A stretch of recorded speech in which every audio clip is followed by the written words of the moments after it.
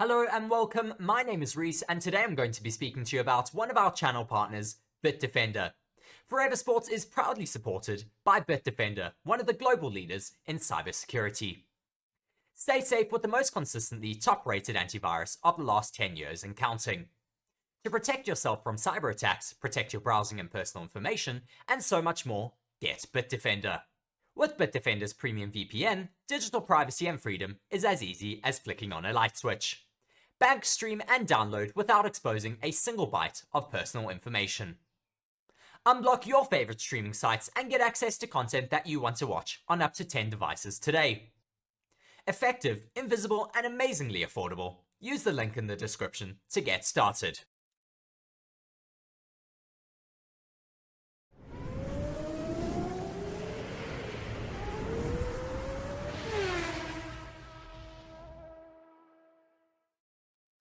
Hello and welcome to Forever Motorsports for some huge news. The FIA have officially released unveiled the regulations for 2026 and beyond, which features more agile cars and active aerodynamics. In their words, not mine. They expect the cars to get smaller, faster, more overtaking, more sustainable.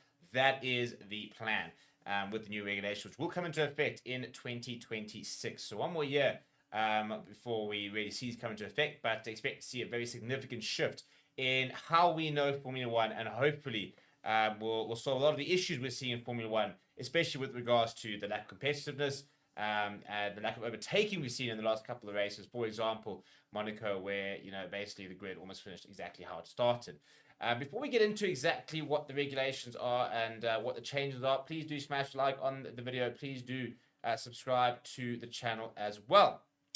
Right, so we knew that the power units were obviously going to change. That was released a couple of years ago, but the F1 Formula, or the Formula One governing body, FIA, has officially unveiled the more regulations and sort of the full regulation of what's going to change. It still needs to be ratified and voted on by the World Motorsport Council, which will take place on 28th of June, but you can't expect it to go through.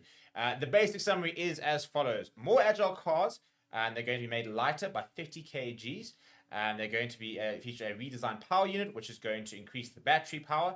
And there's going to be an even split between internal combustion engine and the electric power, and 100% use of sustainable fuels. A very important thing, when you think about how maybe, environmentally unfriendly Formula One is with regards to fossil fuels, the travel, for example. And they've had a very big shift to try and make it as sustainable as possible so we can continue to enjoy the sport whilst it doesn't wreck the environment. And clear to them, they put their hands up and they very much acknowledge that they have to adapt and they have to change things, and they are taking steps forward.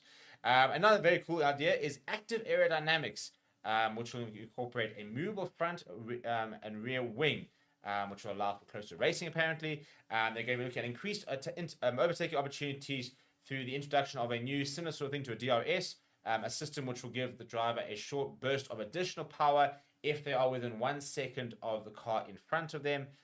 Also, very importantly, with these changes, that they are making more robust rules with regards to safety, and then with the sort of the sustainable issues over there. So basically, the FIA single-seat technical director, Nicholas Tombazis, has said as follows with regards to the regulations.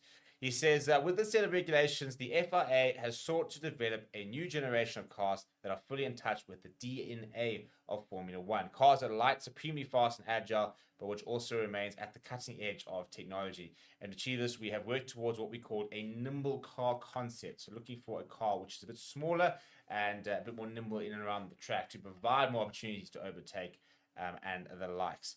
In terms of the FIA president, Mohammed bin Sulayman, saying today the FIA is defining a hugely exciting future for the pinnacle of motorsport with the launch of a new set of regulations for the 2026 FIA Formula One Championship and beyond.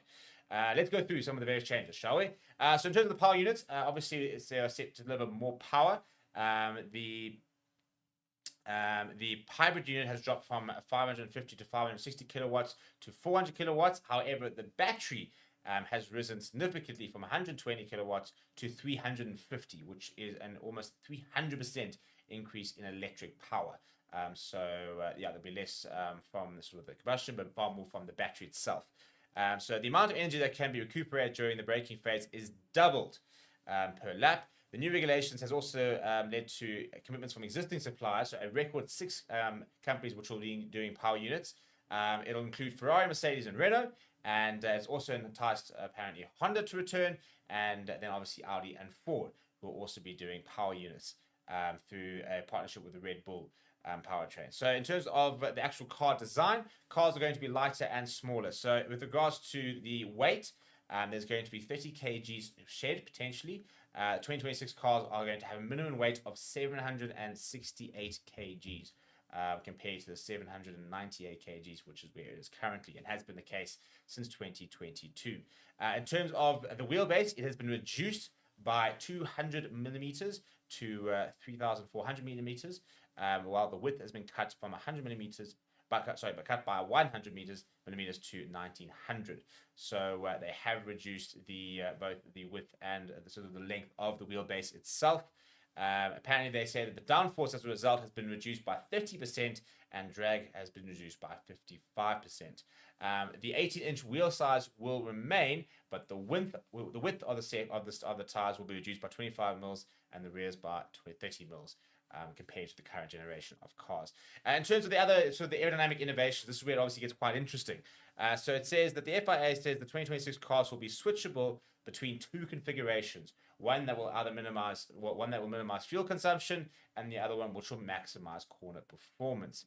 The active aerodynamics will involve a movable rear wing and a movable front wing, so to try and sort of get the best as we go. So you can kind of have different configurations depending on where you are on the track and stuff like that.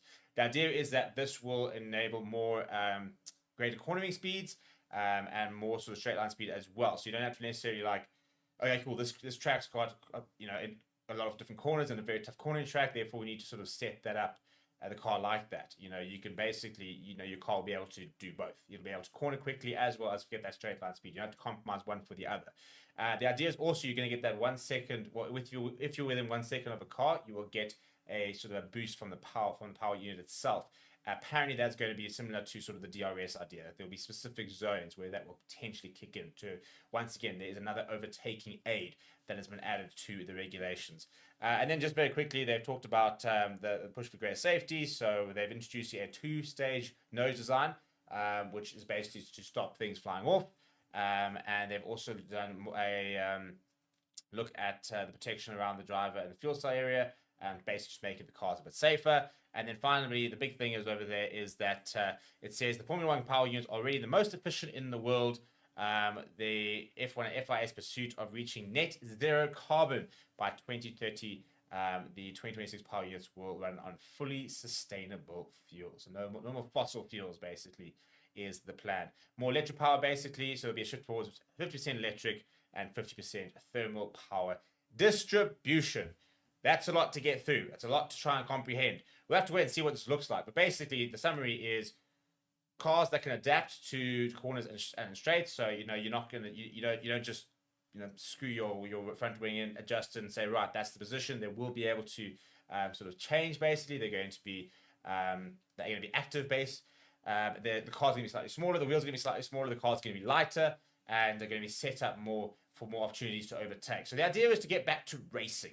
I think that's the biggest takeaway, is that they are trying to get these cars back to being, wheel-to-wheel racing, competitive, trying reducing the massive difference we're seeing from, a Kick Sauber and a Red Bull, the likes of that. To try and, all these regulations come in to try and sort of make it more competitive. We want to basically see a field where, there can potentially be 10 winners on the day, and not just, 3-4 cars who are really going to contend. Let me know if you think it's going to make any difference. Which of these regulations excites you? Let me know down in the comments below. Smash a like on the video. Subscribe to the channel as well. Thank you very much for watching. My name is Steve, and I'll chat to you soon.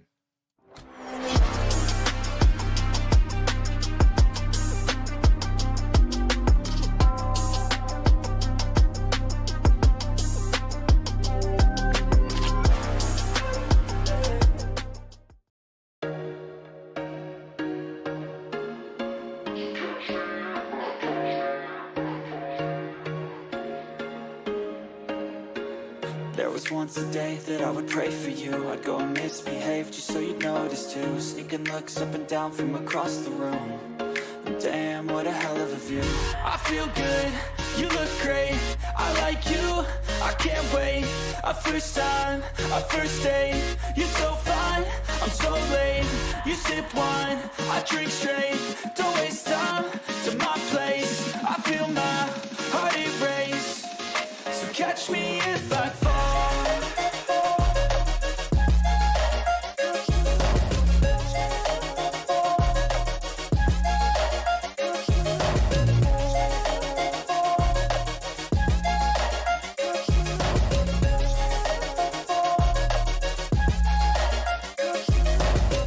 I'm falling fast, sitting here praying that this night's gonna last. You got it all on tap, I'm loving your vibe, always have your back. We like all the same tracks, listen all night in the sheets all black. Said I'm falling fast, don't remember life before you, that's facts. I feel good, you look great, I like you, I can't wait. A first time, a first date, you're so fine, I'm so late. You sip wine, I drink straight. Don't waste time to my place. I feel my heart erase. So catch me if I fall.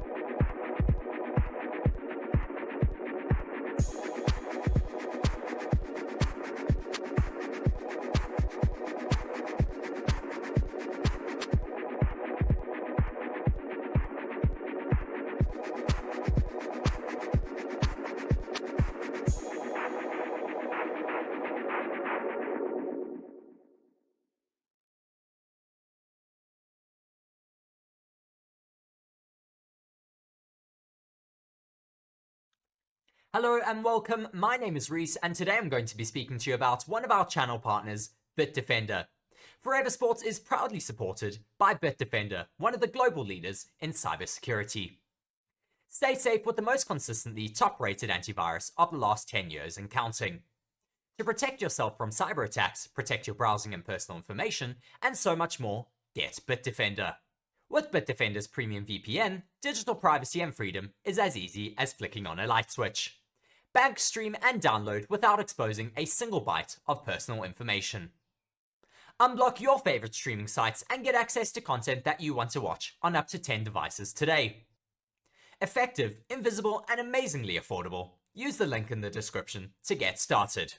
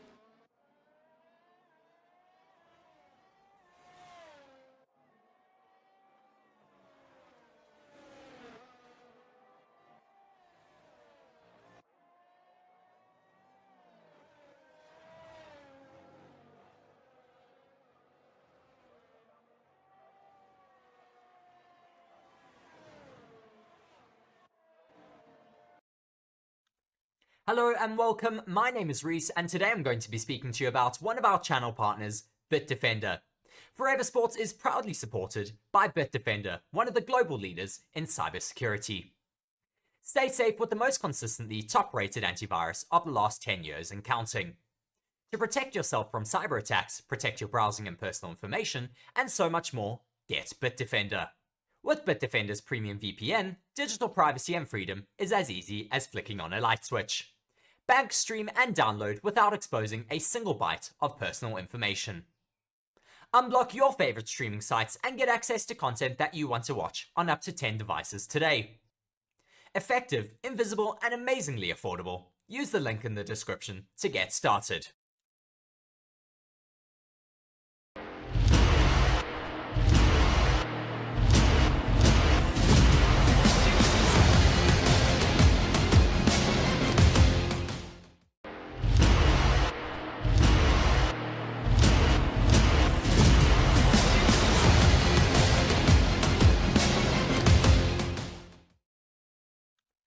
Hello and welcome, my name is Reese and today I'm going to be speaking to you about one of our channel partners, BITDEFENDER. Forever Sports is proudly supported by BITDEFENDER, one of the global leaders in cybersecurity. Stay safe with the most consistently top-rated antivirus of the last 10 years and counting. To protect yourself from cyber attacks, protect your browsing and personal information, and so much more, get BITDEFENDER. With BITDEFENDER's premium VPN, digital privacy and freedom is as easy as flicking on a light switch. Bank, stream, and download without exposing a single byte of personal information. Unblock your favorite streaming sites and get access to content that you want to watch on up to 10 devices today. Effective, invisible, and amazingly affordable. Use the link in the description to get started.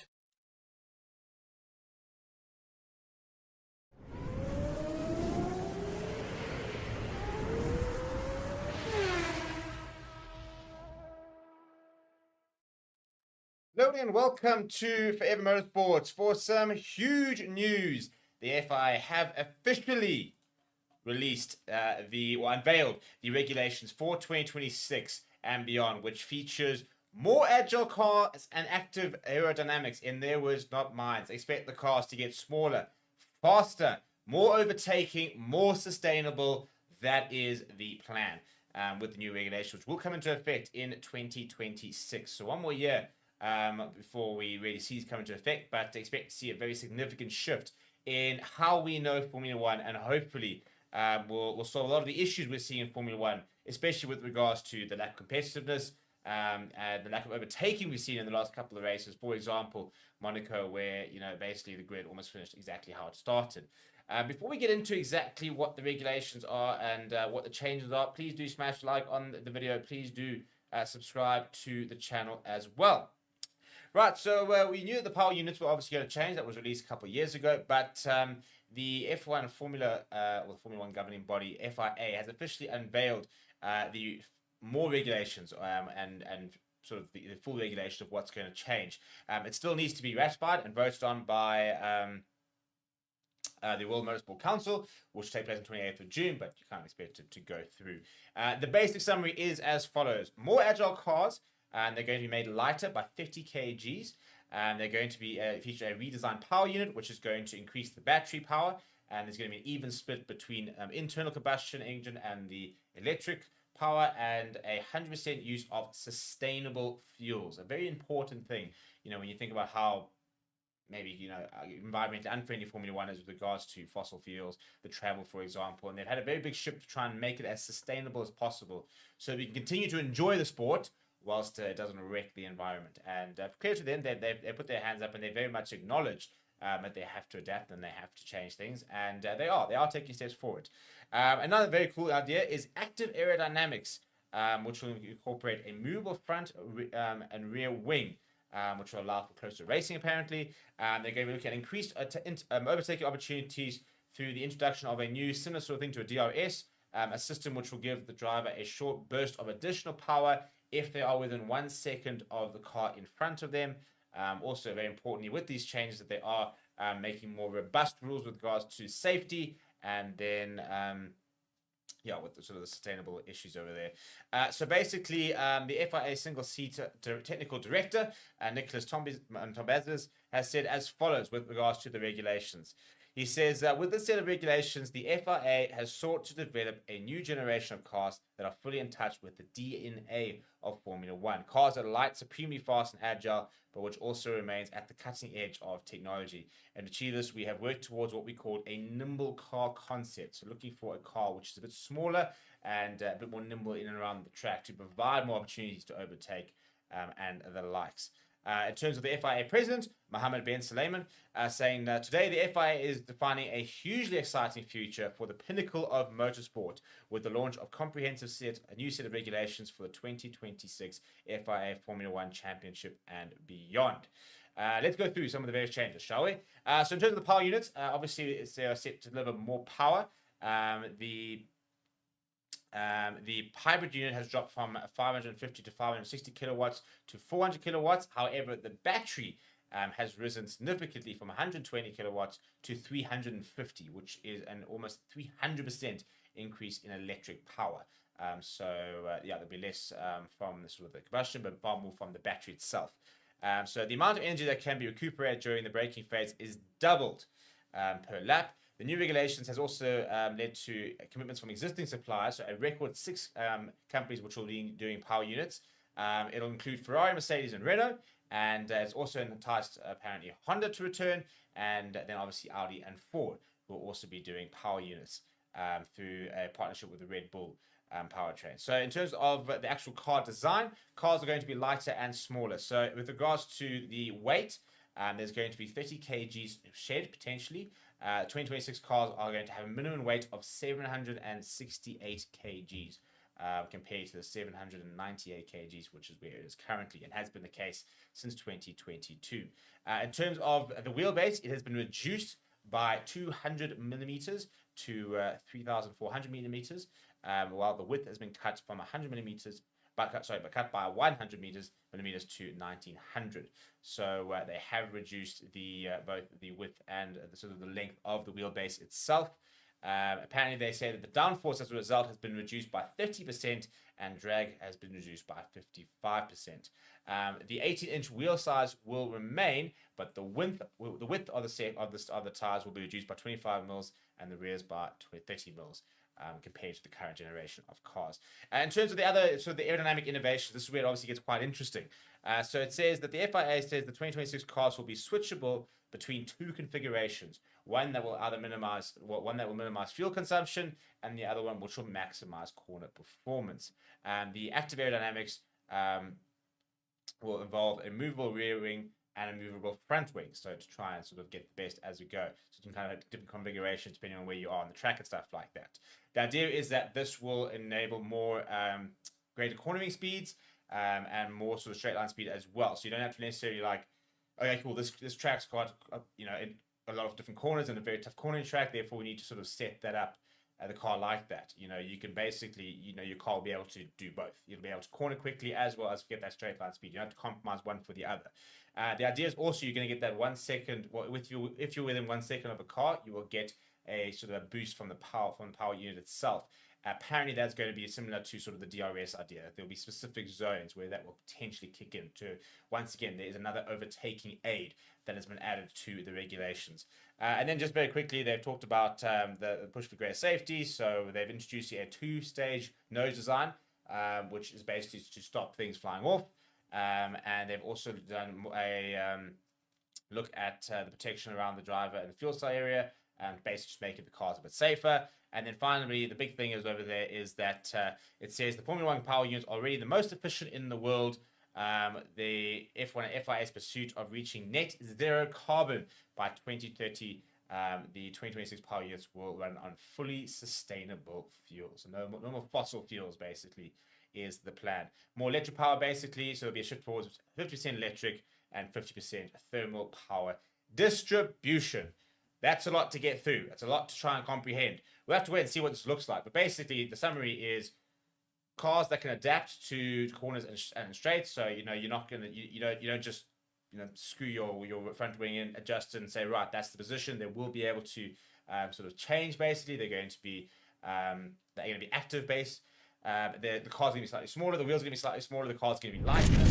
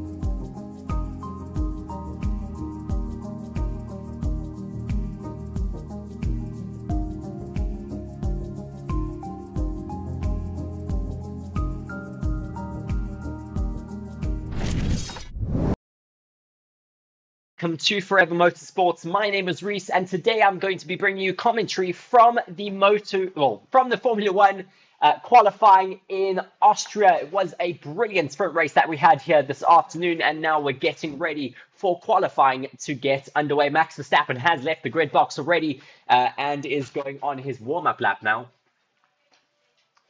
We should get some very, very close times in this session here today. Sprint qualifying yesterday was so close between Max Verstappen and Lando Norris. 0.095 seconds splitting those two drivers around this 1 minute track. It is such a quick circuit around here in Austria. Of course, this being the Red Bull Ring, Red Bull's home circuit that they own as a Red Bull, or as a company. They own the circuit out in the Styrian Alps. It is a beautiful setting to go racing, and we are really looking forward to the race tomorrow afternoon after what we saw today in the sprint.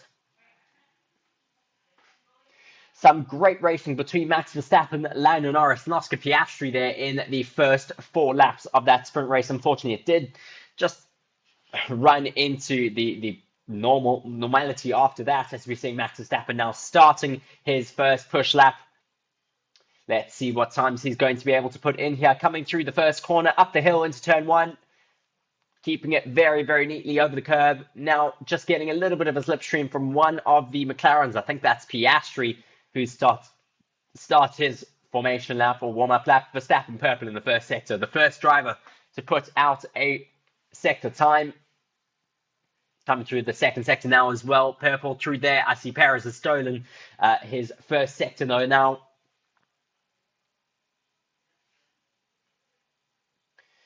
Verstappen going a little bit wide into turn 4. That moment in the sprint race where he was able to steal that position back from Lando Norris. Verstappen, though, fastest in the middle sector. Perez fastest in the first sector. Verstappen finishes up his lap now with a 1 minute and 6 seconds, 0.054 on those soft tyres. We'd expect him to be a little bit faster than that. Yesterday in sprint qualifying, the fastest lap time was a 1 minute and 4 seconds, if I remember correctly, set on their soft tyres. Perez now coming to finish up his lap. Will he be faster than his teammate? No, he's not. 106.2 as Sainz now steals away that fastest first sector. Gasly now next to cross the line. Where will he put his Alpine? He goes into third.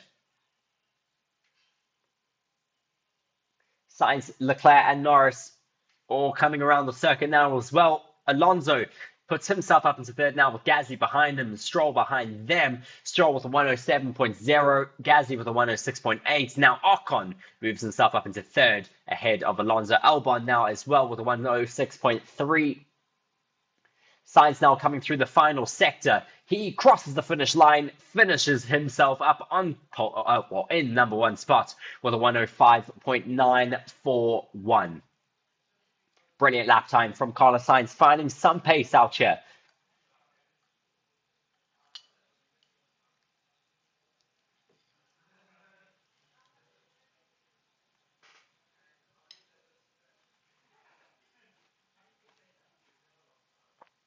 Norris now approaching the start-finish line. He puts his McLaren in second place with a 105.9, 0.009 behind Charles Leclerc. Some really close margins still here between drivers.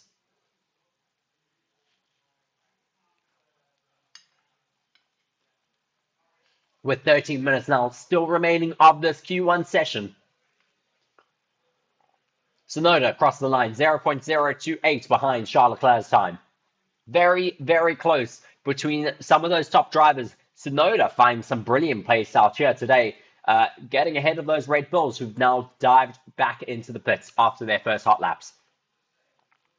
Possibly a much higher fuel run for the Red Bulls, maybe just checking some setup changes that they might want to run. Of course, it is qualifying. Once you have got your setup, you're not allowed to change it, but you can make small changes on your wings. As Magnussen moves himself up to 7th, Bottas crosses the line for 13th place. Zhou Guanyu steals that away from his teammate. as we're watching Zhou Guanyu come back up the hill to stop his lap.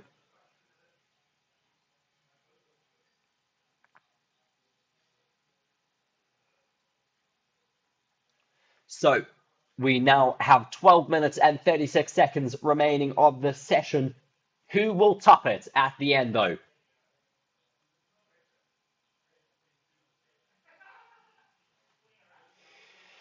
Lewis Hamilton on his outlap at the moment alongside George Russell. What can the two Mercedes do? They seem to also have some great pace around here this weekend.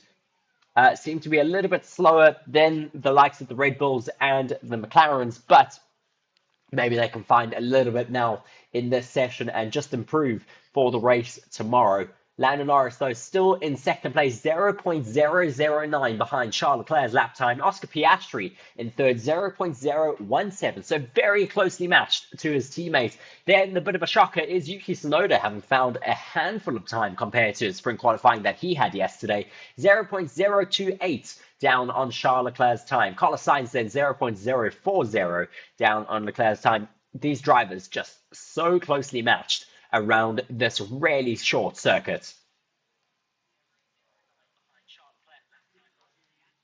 Might be a very short circuit, but it provides some great overtaking opportunities, and it is very tricky with a lot of uphill braking, a lot of off-camber braking. The likes of turn 4 come to mind, where we have some brilliant overtakes, but some really tricky braking sectors where we've seen people have bad lockups. But we're now watching George Russell start his hot lap, as has Lewis Hamilton. Russell fastest overall in the first sector now. Hamilton getting close to the gravel. 0.3 down on Sargent, the driver who he needs to be able to get out of that elimination zone. Currently sitting in that elimination zone is Alonso, Gasly, Stroll, Hamilton, and Russell. But we should see a bunch of them jumping out of there relatively soon now, as Russell crosses the line, or Hamilton crosses the line. He goes up to 6th. Russell next across the line. He goes up to 1st with a 105.9, well, 105.614. Quite a bit faster than Leclerc's lap time, but the track is evolving as more rubber is getting put down by these drivers on their quali runs. Quite a bit of smoke coming off the back of Hamilton's car as he's bottoming out, going down the hill towards the start-finish straight. Possibly just with a lower running height than we saw throughout the rest of the race weekend.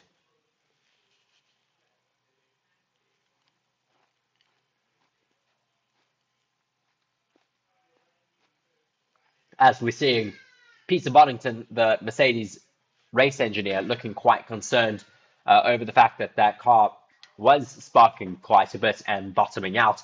Max Verstappen now doing another quali run. Fastest in the first sector, but that immediately gets taken away by Carlos Sainz.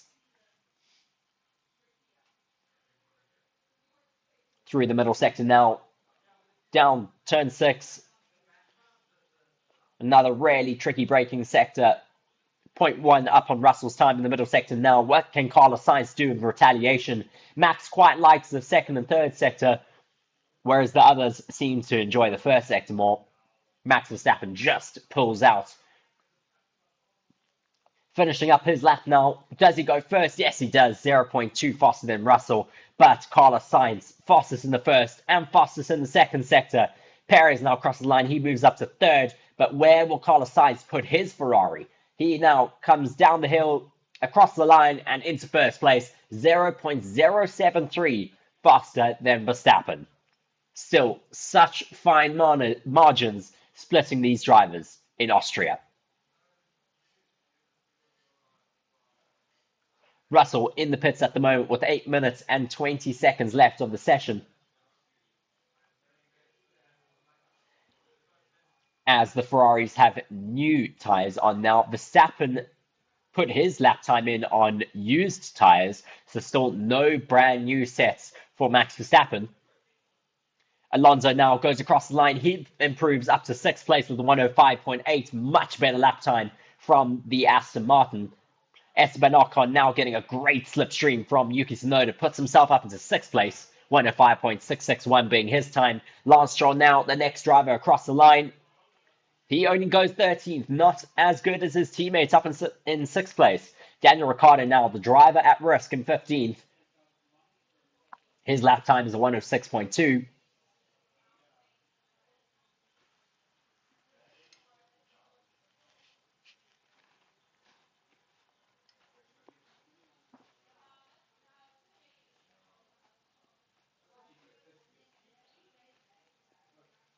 Ricciardo comes across the line and improves from 16th to 7th place. Much better lap time from him on a new set of tyres.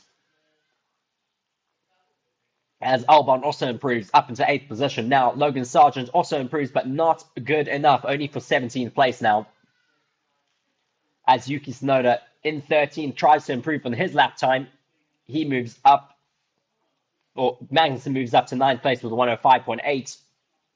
Tsunoda also improves on his lap time, slow in the final sector, but enough to improve to 8th place behind his teammates, 0.462 down on the leader of Carlos Sainz.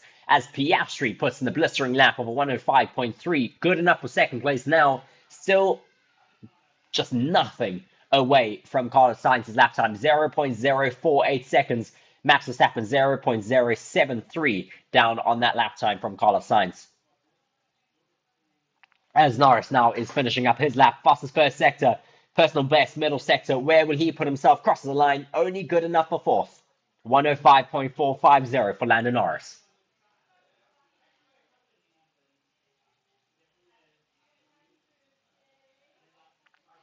Hamilton in the pits, Stroll in the pits, as is Hülkenberg. Those 3 drivers all at risk right now with 5 minutes and 40 seconds remaining of the session.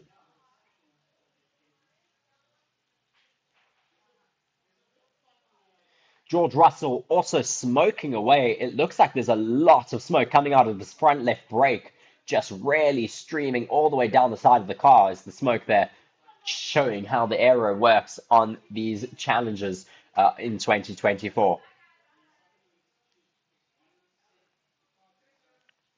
Be sure to let us know in the comment section who you are supporting for the race here this weekend, who you are backing to get the top spot in qualifying, as well as be sure to subscribe to the channel if you're not already. We're getting close to 7,000 subs on this motorsports channel. Yuki Tsunoda now currently being wheeled back into the pits. 4 minutes and 50 seconds left of the session. Just enough time now to get on a fresh set of tyres and get back out onto circuit to get one final run of Q1.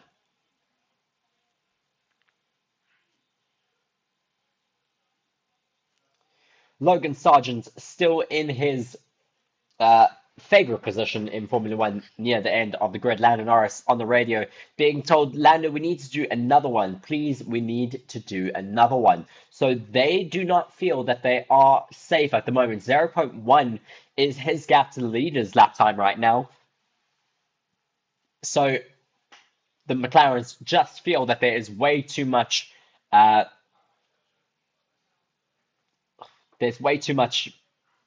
more to come out of the rest of the grid, that they feel they need to go and put in another lap time to be safe for the next session.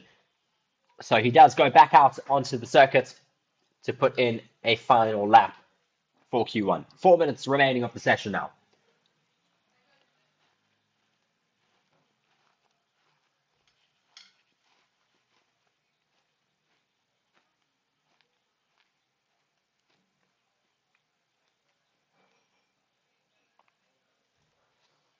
I think one of the drivers may have gotten in the way of Daniel Ricciardo in the pits, as I see he's just complaining a little bit on the radio. He's currently putting a good qualifying time, 0.4 down on Carlos Sainz's #1 spot right now, but still good enough for 9th place. That is what we want to see from these V-Carbs, being able to find a little bit more pace, pulling themselves out of the midfield and fighting a little bit more.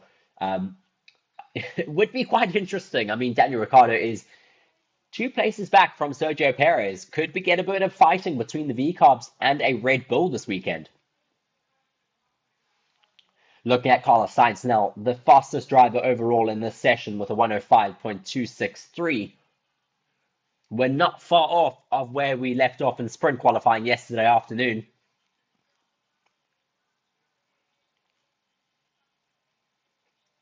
As we're watching another very expensive traffic jam leaving the pits right now. We've got 2 Aston Martins, a Williams leaving, as well as a Alfa Romeo getting ready to go out on circuit, or a Sauber rather, should I say.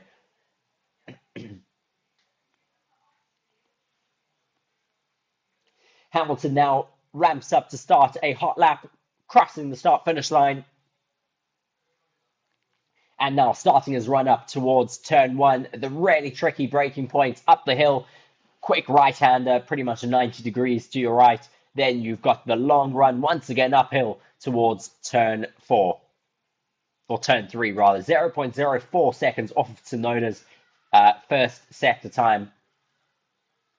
Looking at the track dominance between Russell and Hamilton. Hamilton only faster in 3 corners through turn 3, 9, and 10. Russell faster everywhere else on circuit this weekend. Hamilton still not happy with the fundamental design of the 2024 car, or just in general, the new regulation car for Mercedes. He has not been as happy with it since the introduction of the new regulations. Hamilton, though, 0.3 up on Tsunoda's sector time in the middle sector. Gasly improves up into 6th place now. Hamilton now coming down the hill towards the start-finish line through turn 10, threading the needle through there. Such a difficult corner where you pretty much just freewheel the car through there, but good enough for 6th place. 0.2 down on Carlos Sainz's time as Russell goes behind his teammate with a 105.3.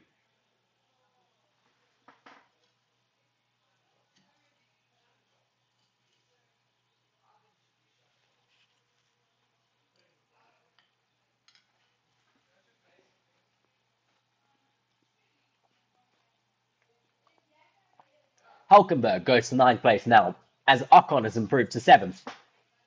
Magnussen crosses the line now, brilliant lap time for himself. He improves all the way up into 5th. So certainly the McLarens were right that they were to be nervous with Lando Norris not putting in another fast lap. As Daniel Ricciardo has another blistering lap, good enough for 8th place. 0.3 down on Carlos Sainz's lap time. Where will Tsunoda put himself? He's now threading the needle through turn 10. Holding on to it, very close to the gravel, crosses the line, and he's good enough for 8th place, just ahead of his teammate. Brilliant from the 2 V-Carb drivers, split by just 0.006 seconds. Very, very well matched are the 2 V-Carb drivers, as Alex Albon now trying to get out of this session as the clock has come to an end, and he remains the driver at risk, improves his time, not his position though. Alonso is next to come across the line, as is Stroll. The Canadian driver coming through the final 2 corners of the circuit. DRS open, cross the line. Will he be able to improve? No, he doesn't. Only 16th, not able to get out of the bottom. Will Alonso be able to get out of those drivers at risk? Yes, he does. He now improves ahead of Albon. He's up into 15th. Perez, one of the drivers that could have been at risk, still down in 14th place now. Threads the needle through turn 10, opens up his DRS, approaching the start-finish line now, and improves to 12th. Still not good enough for the second driver in that Red Bull car. You would expect them to at least be within the top 5, or anywhere near Max Verstappen right now.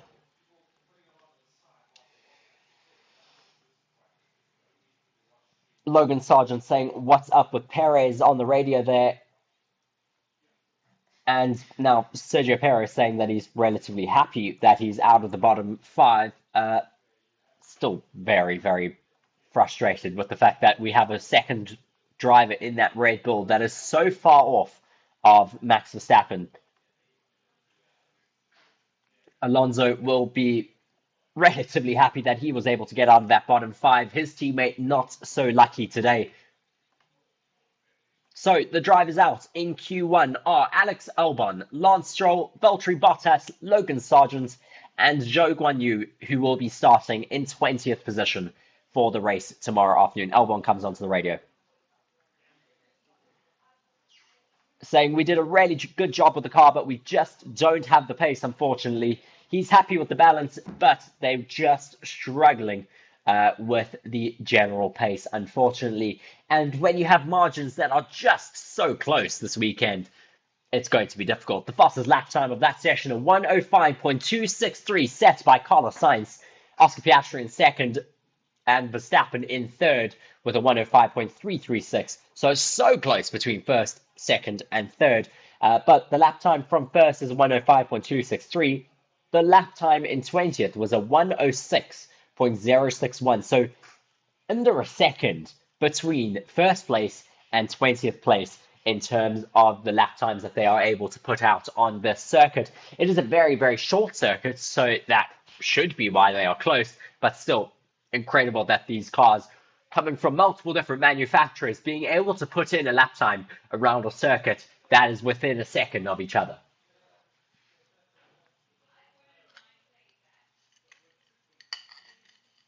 Russell and Verstappen, I'm hearing, did not use any new tyres at all in this session. Very, very interesting. As we're watching a replay of Sergio Perez going a little bit wide into turn 9. Could this be a bit of a look at track limits even? No, just showing how aggressive the curbs are once you get wider out.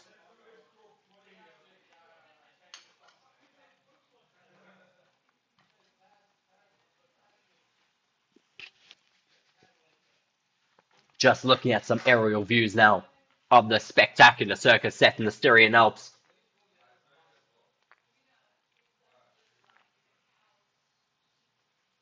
The pit lane incident involving Hülkenberg will be investigated after the session, which is failing to follow the race director's instructions. And the FIA stewards have also said the Q1 incident involving Tsunoda, Magnussen, Ricciardo, Perez, Sargent, Ocon will be investigated after the session for failing to follow the race director's instructions for maximum delta time. So quite a bit being looked into after this session. Hopefully no penalties coming people's ways, but if they have done something terribly wrong, they could be looking at a grid drop for tomorrow afternoon's race. Nico Hülkenberg into Q2, as is Alonso, just by the skin of its teeth.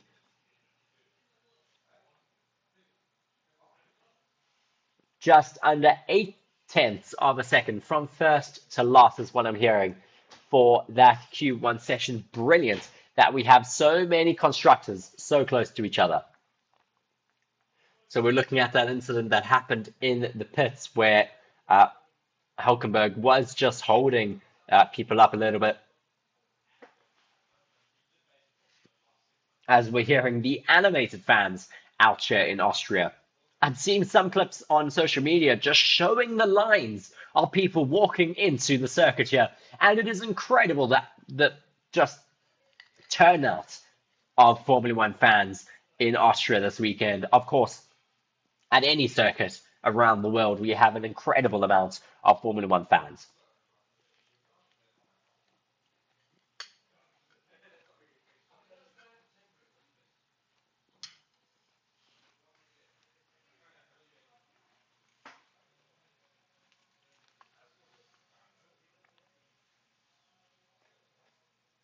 Just waiting now for this next session to get underway.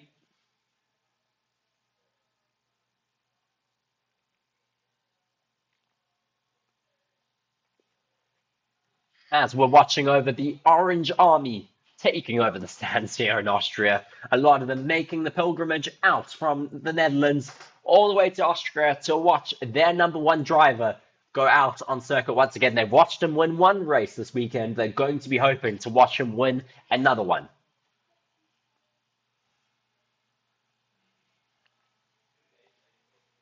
Afternoon, Old Man Roo. Yes, today I'm not coming to you from my normal studio, so just coming to you on the comms today. TC saying Williams have not been strong this season so far. Yes, they decided to go for a different design this year in terms of their car fundamental, the way that it drives fundamentally. Last season and the season before, they had a really good car in top speed. This year, they've decided to try and focus on all-rounded pace, so they want to be able to go quick in the corners, in the straights, and everywhere else. And it doesn't seem to be working as well, but they hopefully will be making steps forward. They're purchasing engineers like crazy at the moment from Ferrari, Red Bull, Mercedes, Aston Martin, all over the show. They are acquiring new blood for their team. So that should be a good push in that Williams garage for more pace. So hopefully we should see something in the future. And that is possibly why we're hearing so much about Carlos Sainz looking heavily into signing into that team for the future, because they are investing so heavily to get that team back into its winning ways. There's also been a little bit of chattering about Adrian Newey possibly looking at going to Williams after Red Bull, but we'll have to wait and see what he decides to do. There's also, of course, been chattering about him going for a tour of the Aston Martin factory in the last 2 weeks between races. So a lot of talk happening in the pit lane, but we're waiting for the first hot laps of this Q2 session now. We have a couple of drivers out on circuit just warming their new soft tires up.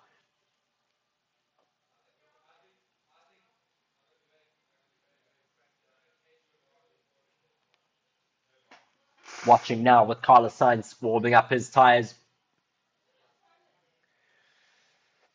Charles Leclerc and Sainz being told that the wind direction has stayed the same for this session, so they shouldn't have to worry about that catching them out anyway, as we're now watching Sainz start his first hot lap. Coming up the hill, braking at 50 meters. Brilliant rotation through turn 1. Now approaching the uphill again of turn 2. Heavy braking zone again. Turn 3 now. Fastest in that first sector. 200 kilometers now as he opens up the DRS. 300 as he approaches that braking zone. 320 before he slams down to slow down to 100 kilometers an hour for the turn. Really difficult turn, turn 5, where we saw Verstappen get that move done on Lando Norris to steal back first. Turn 7 now, one of my favorite sectors, where you pretty much go off the circuit to go through that corner, and then 300 kilometers an hour before you go down the hill. 250 down the hill, now into 9 and 10. Approaching the start-finish line, crosses the line with a 105.74.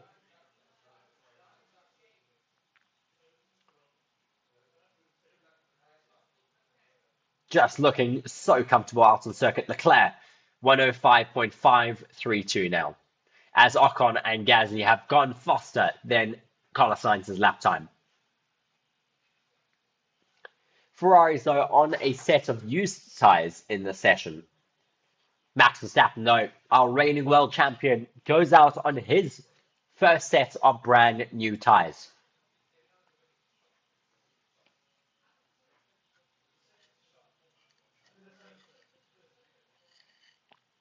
A lot more drivers now heading out onto circuit, as are the two McLarens.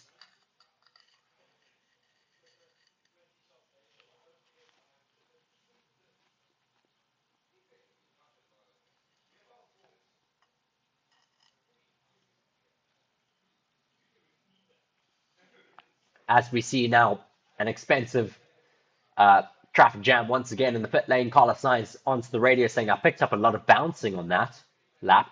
Interesting for him there.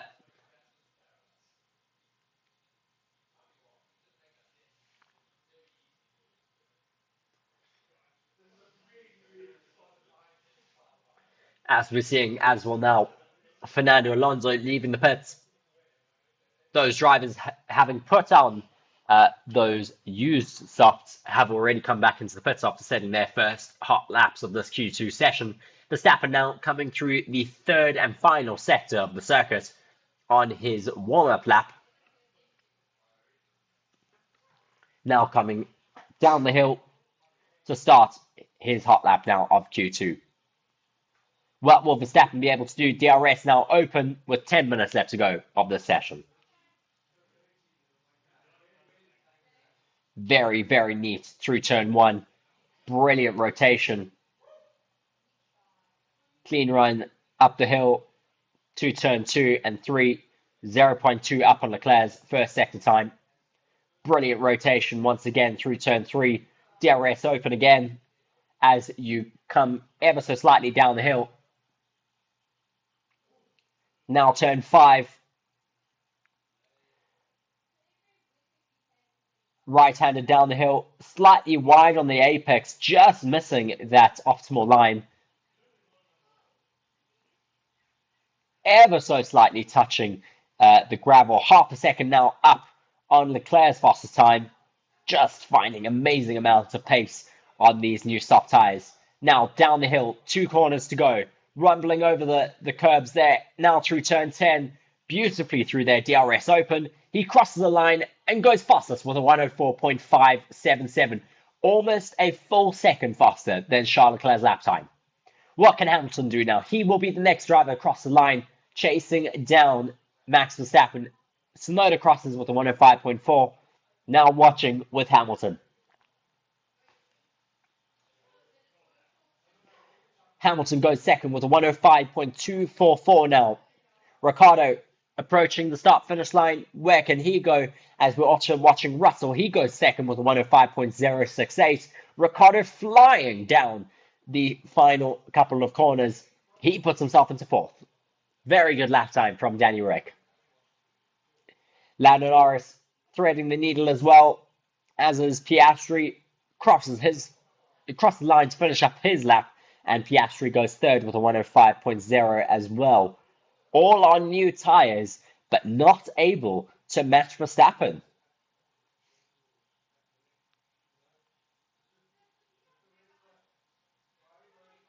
Norris now, the next one to cross the line. He went slightly wide in the final corner. Waiting for Perez now as well to finish his lap time, taking handfuls and multiple stabs at the steering wheel as he comes through turn 9 and down into 10. Crosses the line, only good enough for 5th place with a 105.192.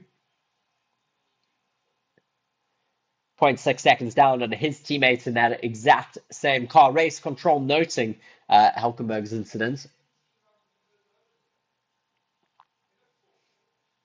As Magnussen comes across the line now, he puts himself up into 11th place, but only 11th, which puts him in that elimination zone. Leclerc also moves himself up into 11th with the exact same time as Magnussen.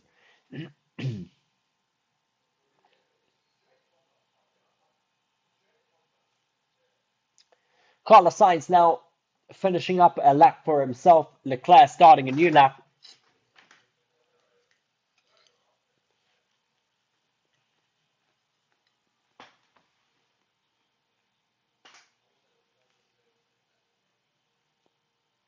Sainz coming through the final 2 corners now. What can he do for himself and Ferrari? Can he get ahead of Russell? Yes, he can, with a 105.016, but still 0.4 down on Verstappen's fastest time. Verstappen clearly having got his tyres into the perfect window when it was needed. Leclerc now next to come across the line. Where will he go? Up into 6th place. Not able to match what his teammate is on at the moment.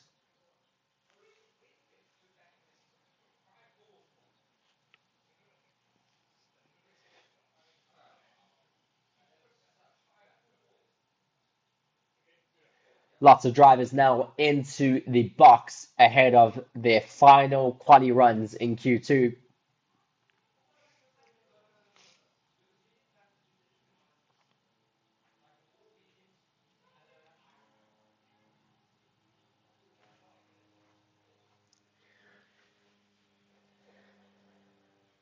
The entire grid is split by tiny margins at the moment, except for the gap from Verstappen to the rest of them, which is quite a large one. Just looking at a moment that Fernando Alonso had, just hanging it out to dry and a little bit wide, maybe almost losing the car, almost losing the rear end into turn 7. and then repeating that he nearly crashed into 10 as well, just watching what happened there. 10 looked clean for me, but yeah, just really struggling in his Aston Martin today. It is a circuit where Fernando Alonso has never done well in a traditional Grand Prix format.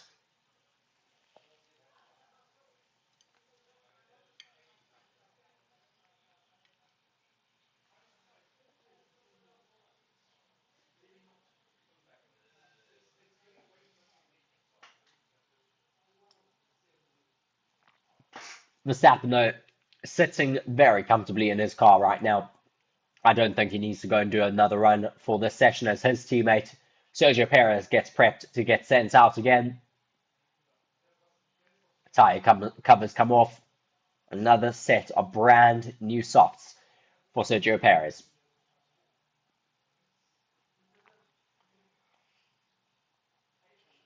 Just looking at what happened for him in Quali 2, where the Haas got ahead of him.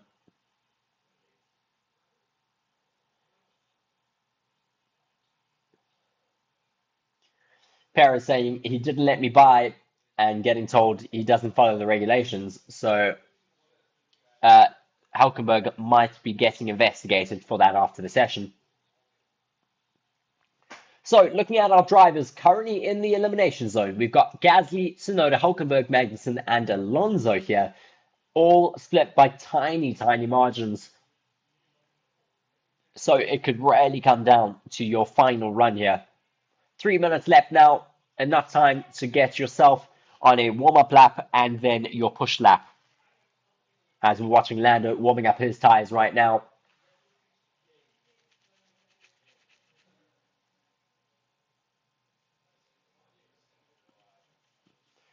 Verstappen is on his out lap as well.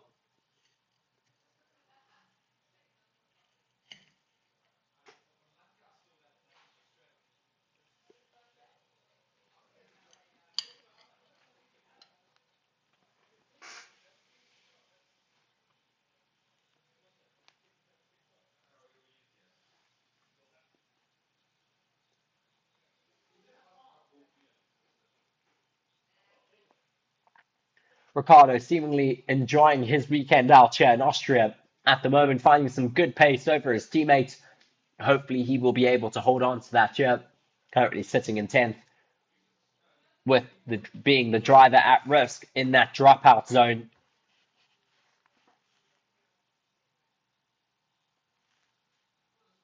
One minute and 50 left of the session now as Ocon climbs the hill towards turn 2.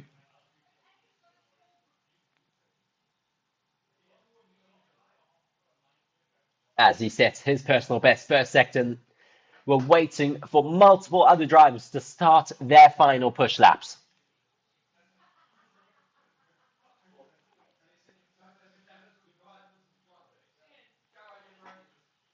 Waiting for Verstappen to start his final push lap now. Leclerc being told they've still got a 20-second margin on when they will start their final hot lap to the end of the session.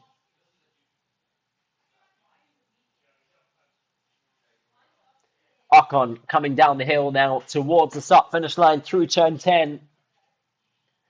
Picking up lots of dust. Crosses the line, improves on his lap time, but not improving on his position to Lewis Hamilton. Hamilton now coming through the final 2 corners through turn 10. Straightens his steering wheel up, opens the DRS, and crosses the line up into 3rd place with a 105.053.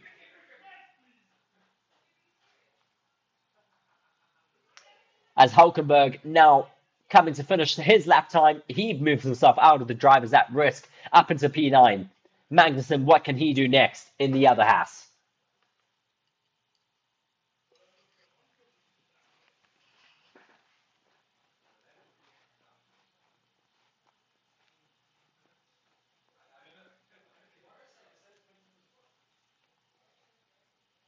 Can Magnussen get into the top 10 as Verstappen goes even faster out on circuit? Magnussen so close to Ocon's time, but not good enough as he only finishes in 12th place with a 105.347. We're watching Alonso now. Will he get himself out of the bottom relegation zone? Opens up his DRS. He's currently in 15th. Not able to improve on his lap time. Disappointing for the Aston Martin drivers. Daniel Ricciardo not able to improve out of his position. Improves his time, but is dropped out from Q2 by 15 thousandths of a second to Esteban Ocon. Gasly improves his lap time as well, but not good enough to get out of that bottom 5. So the drivers dropped out from this session are Ricciardo, Gasly, Magnussen, Tsunoda, and Alonso. Verstappen, though, with the fastest lap time overall, a 104.469. A brilliant lap time from Max Verstappen, half a second faster than anyone else around the circuit. Russell and Hamilton setting such close lap times. Sainz and Russell setting the exact same lap time out here in the final runs of Q2.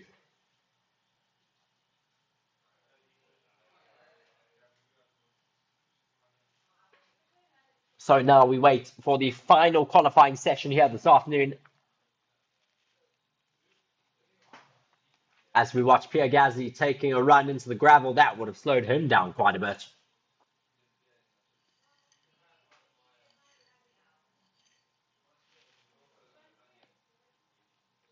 And just for a stab in the back as well, he gets that lap time deleted, of course, for track limits.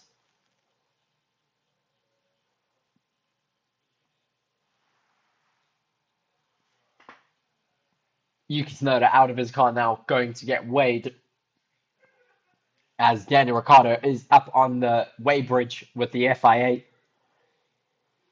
And he comes onto the radio just a little bit upset, saying, how much did we miss out by? So he gets told P11, nothing like 0.1 milliseconds, which is what he was out by, 0.015. Just oh so close.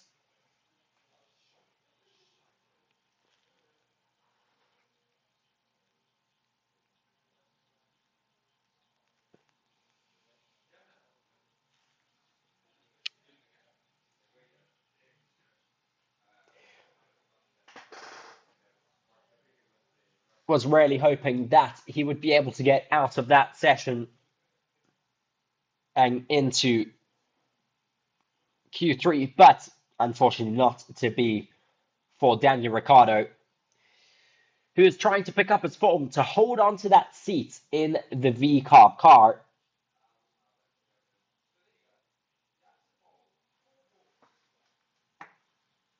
But since they brought those new upgrades, they still need to be getting to the bottom of them, as the Red Bulls are all fiddling over Verstappen's car a little bit just to get it ready to go out once again in the next session.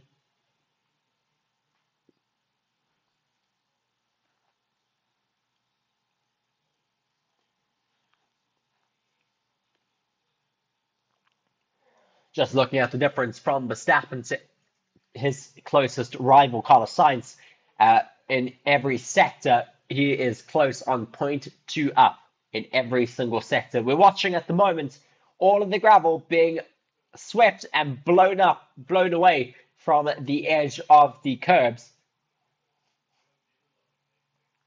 Certainly the air blower working a little bit better than the person with the broom. As we're looking at some analysis from Aston Martin, who've been complaining about the cars bouncing and understeer into turn 4. Just looking at that moment, it's turn 4 for Stroll. You just see how much understeer he has, rather. And he's just everywhere, not able to get the car onto the apex, which will be causing him to bleed lap time.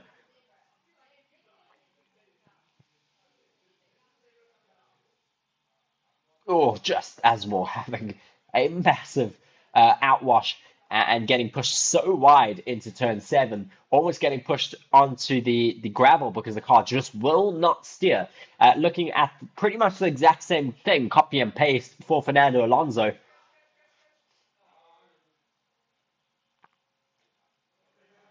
Alonso having said on the radio he nearly crashed a couple of times, watching a replay as well from Esteban Ocon, who got so close to the gravel into turn 10. So a lot of cars struggling with their balance around the circuit, a circuit where the balance is so important because of the nature of this track. It's also going to be a circuit that is quite difficult on the tyres tomorrow in the race.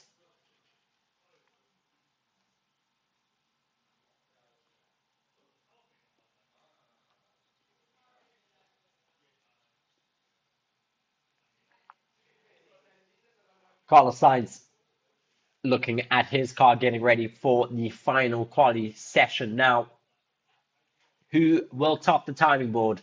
Verstappen taking an early lead here in qualifying, just pushing really hard in that Q2 session, almost half a second, or he was over half a second up on the rest of the field. But what can he do now in this final session when it really all matters?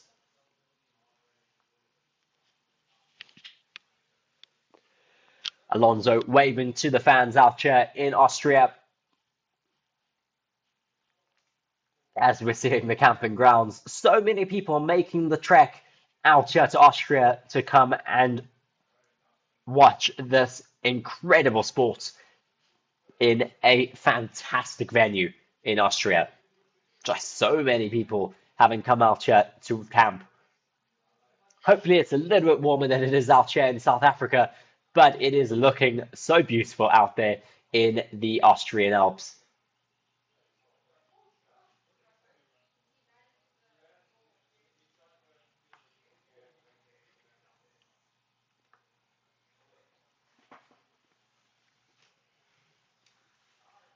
Looking at Oscar Piastri at the moment, he's had some great form here this weekend, getting that position away from Lando Norris on lap 5. Just a daring overtake on the outside into turn 6. But that is exactly what we want to see from this young driver, taking the risks, knowing where you have the pace, and just saying, stuff it. It might be my teammates, but I know I can do it here. As we're now waiting for the green flag once again for Q3.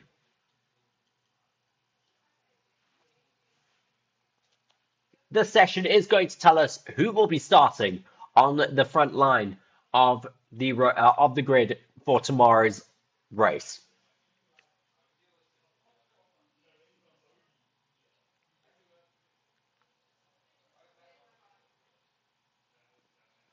Lindiwe saying, I don't think Ricciardo will be around for the second half of the season. It would be a shame. Well, I think with his current pace, if he can continue to deliver, then he should be fine. He's ahead of Yuki Tsunoda, who they are definitely keeping. As Lindiwe says, Ocon is really giving it to Alpine. Gasly has to step it up. I certainly agree with you there.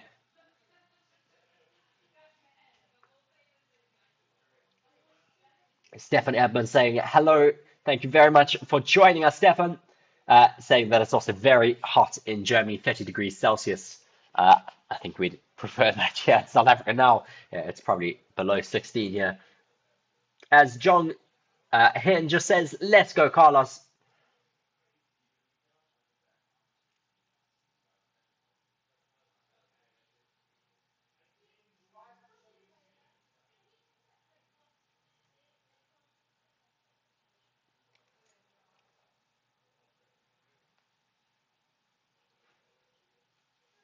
So the green flag is now being shown. We've got Hulkenberg and Ocon out on circuit. Verstappen still waiting in his grid box. Lando Norris now also leaving his box.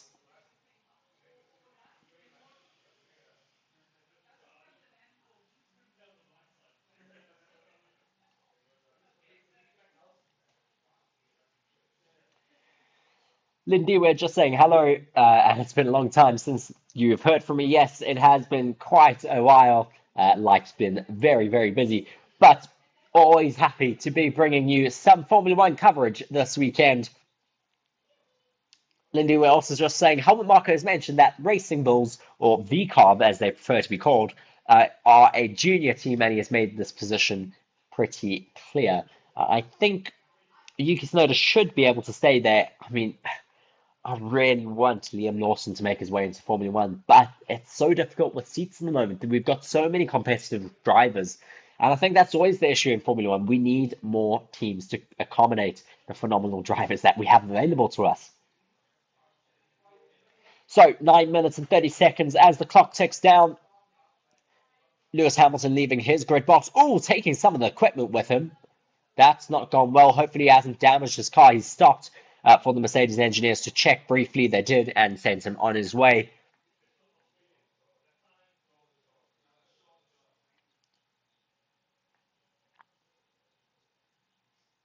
Stefan saying, are you guys doing the Cricket World Cup? I don't know if we are on one of our main channels. I will check for you. But we're certainly watching it at the moment.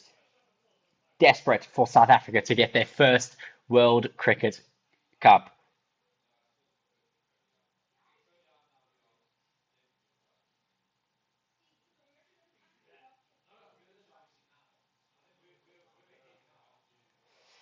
Verstappen just getting out of the way for one of the drivers on a hot lap as he now ramps up to start his first hot lap of the Q3 session with 8 minutes and 30 seconds on the clock. He's going to get a good slipstream now from Hulkenberg as Hulkenberg goes fastest with a 105.9 or 160. Ocon goes fastest with a 105.9 as Verstappen now comes through turn 1 and approaching turn 2. 16.310 is his first sector time.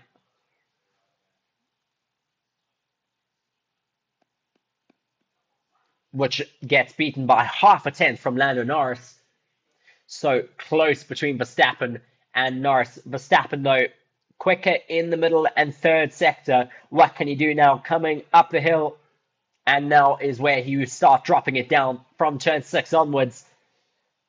Getting also close to the gravel there through 7 and 8. My favorite 2 corners on the circuit. And then the really difficult downhill of 9 and 10. Little bit of dust coming off the car. Now through 10. Neat through there. DRS opens up. Where can he put himself? Fastest with a 104.426. Lando Norris now across the line. 0.3 down. Not able to match Verstappen's lap times. Leclerc now is next up. He crosses the line only in third place. 105.044. As Lewis Hamilton comes through the middle sector, 45.5. Race control have noted an unsafe release for Hamilton. Russell putting in a personal best in the first sector and second sector. Now, a little bit twitchy for Hamilton as he comes through 10. Not what you want in that really tricky downhill braking zone. He only puts in the lap time good enough for 5th place right now. 0.6 seconds down on Verstappen's time. Russell now next across the line. He has a lap time good enough for 3rd place, 104.954. One of only 3 drivers in that 104.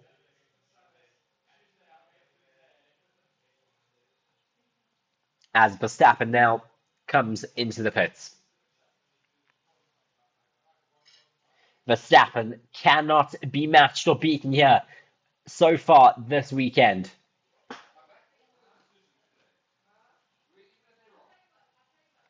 Verstappen now a second faster than his teammate Sergio Perez. The teammate who has been given a contract extension for 2 more years is a full second slower than his teammate in the exact same car. Be sure to let me know in the comment section what you think of that contract extension from Sergio Perez. I'm certainly a little bit confused about why they would decide to go with the conservative option.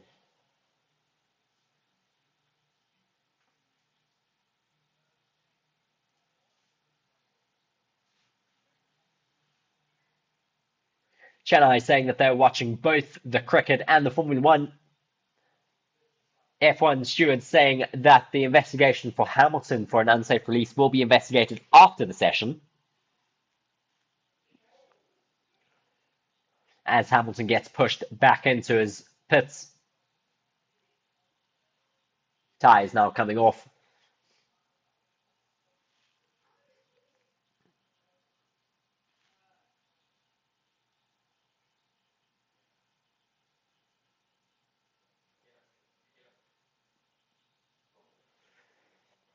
Small wing adjustment for Hamilton as well, just wanting to get that car into the window that allows him to extract as much pace as possible.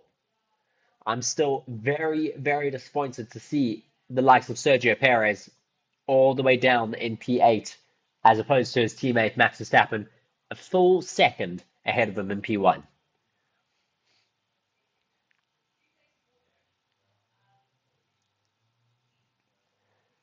Watching on with Oscar Piastri, he has fallen a little bit further behind in this session, now not able to match the lap times of the top three right now.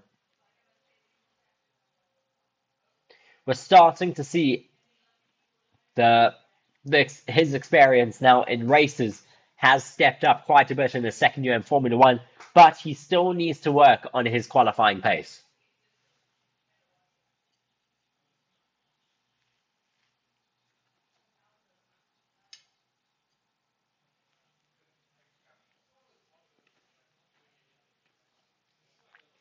Piastri also close to matching the lap time of Charles Leclerc, 0.004 seconds slower, 4 milliseconds.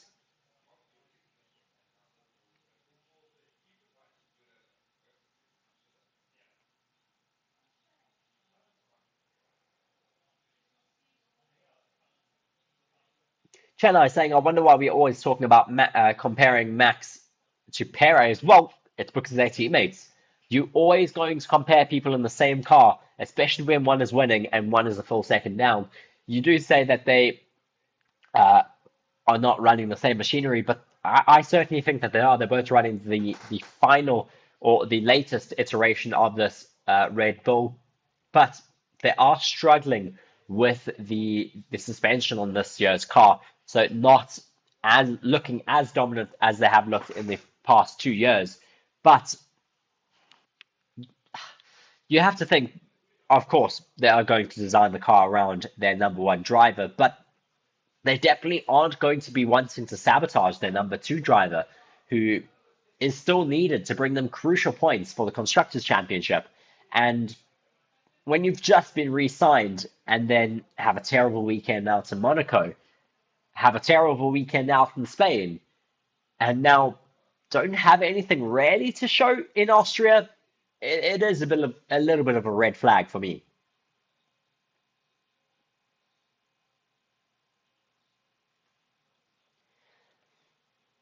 All of the drivers now on their final outlap with 1 minute and 40 seconds left to go of this Q3 session. Chella is saying, where can someone tell me where Perez lacks? Well, he's certainly a good driver. You cannot take that away from him. He is a phenomenal driver out on circuit, extremely experienced with multiple years in Formula One, as we're seeing Verstappen and Piastri now starting their final push laps. Verstappen up on his first sector, fighting with the car though a little bit as he exits through turn 3. Where can Piastri go? Will he be able to match his teammate's pace here now? 0.1 down on Verstappen in that first sector is Piastri. Sainz 0.075 down on Verstappen in the first sector as well. Verstappen improving, but not a personal best.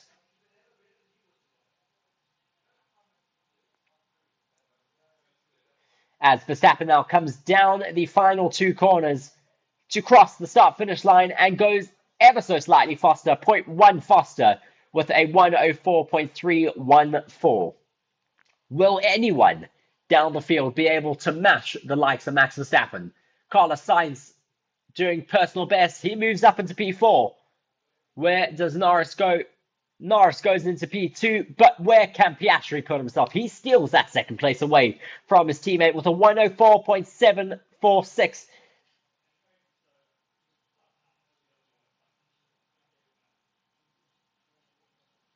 As now we're waiting for Lando Norris to put in his final lap time, having to take a double stab at turn 9.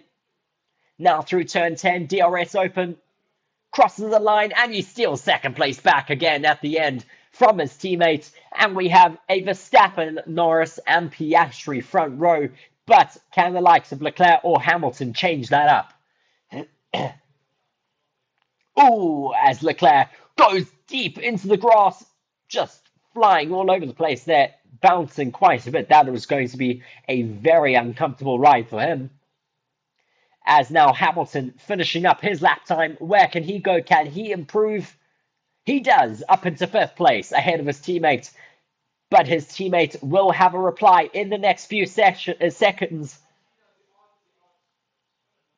Russell opens up his DRS, crosses the line, and he goes up into 4th, ahead of Sainz and ahead of his teammate. Brilliant for George Russell, who is the final driver to finish up his lap time here today. So, our grid order for tomorrow's race is Verstappen in 1st, Norris in 2nd, Piastri 3rd, Russell 4th, Sainz in 5th, Hamilton in 6th, Leclerc in 7th, Perez in 8th, Hülkenberg in 9th, and Ocon in 10th. As we get Piastri's lap time being deleted, he then drops down to P7, unfortunately. So, Verstappen, Norris, Russell, Sainz, Hamilton, Leclerc, Piastri, Perez, Hülkenberg, and Ocon in the top 10. Then, to finish off our grid, we have Ricciardo in 11th, 12th Magnussen, 13th is Gasly, Tsunoda in 14th, Alonso in 15th, Albon 16th, Stroll 17th, Bottas 18th, Sargent 19th, and Zhou Guanyu finishing up the grid in 20th place. A really interesting qualifying session that we had here today. Be sure to like the video and subscribe to the channel if you're not already. But just to go over once again, our top 3, Verstappen in 1st, 2nd is Norris, and Russell in 3rd position. Disappointing that we did not get Piastri on that 2nd row, but unfortunately his lap time getting deleted for track limits. He'll be starting down in 7th. Lindy, we're saying thanks for the commentary. Till tomorrow, certainly we will catch you for tomorrow's race here on Forever Motorsports. Be sure to join us then. Once again, thank you very much for joining us here today. Be sure to check out our channel sponsors linked in the description below.